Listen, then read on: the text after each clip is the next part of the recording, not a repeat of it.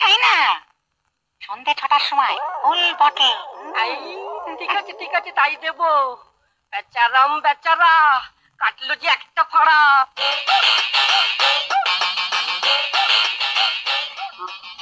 মা, মা, জামাই বাবু, দেখো তুমি এখন মূর্তি কি কথা কয়?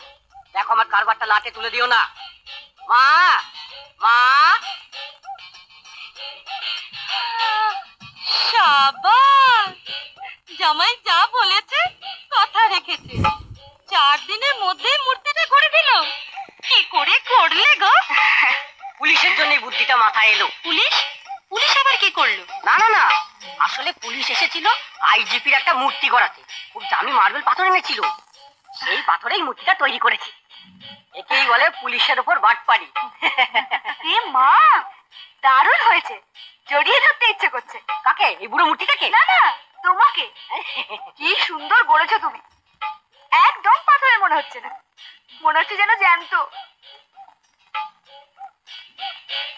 ভালো করে দেখলে মনে হয় যেন নিঃশ্বাস নিচ্ছে। খবরদার, নিঃশ্বাস নিয়ে তুই মজা দেখবে। নিঃশ্বাস না নিলে মরে যাব। একটা নাকে নাও। ঠিক আছে। আমার একটা সন্দেহ হচ্ছে। কেন?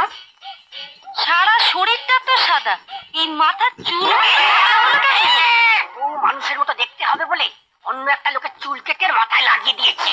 এমা, তুমি চুল কাটতেও জানো নাকি? এটাই তো আমার জীবন। কি?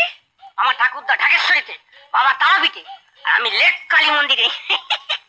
ঠিক এমন কথা আর একজন বলেছিল না? না না, আমার কথাটা আপনি বুঝতে পারলেন না। আমার ঠাকুরদা ঢাকেশ্বরী মন্দিরের শিল্পী, বাবা তারাপীঠের কারিগর, আর আমি লেক কালী মন্দিরে।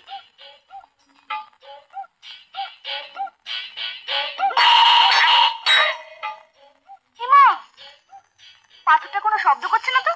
মুন্ডুটা মাটির তৈরি তো। দেখুন, আমার দুটো কথা আছে। প্রথম কথা হলো মূর্তিটাকে কেউ ছবে না। দ্বিতীয় কথা, ভেজা কাপড় দিয়ে মোছা চলবে না। কেন? রংটা উঠে যাবে যে। কে বললো? আমি আমি এমা, কে যেন হাসলো? আমি নাকি পেলে কি করবো? ইচ্ছা পেলো কি এখানে করবি নাকি? এই, মূর্তির দিকে তো ঝুঁকে পড়ছে কেন? মুন্ডুটা মাটির তো, এই ভেঙে ভেঙে গেল কিনা দেখছিলাম। কিচ্ছু ভেবো না, মূর্তির চারপাশে পুলিশ পাহারা দাঁড় করিয়ে দেবে। এই মরেছে।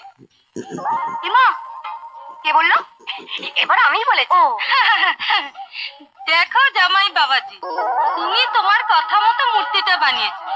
এবার হেমার বিয়েতে আমার কোনো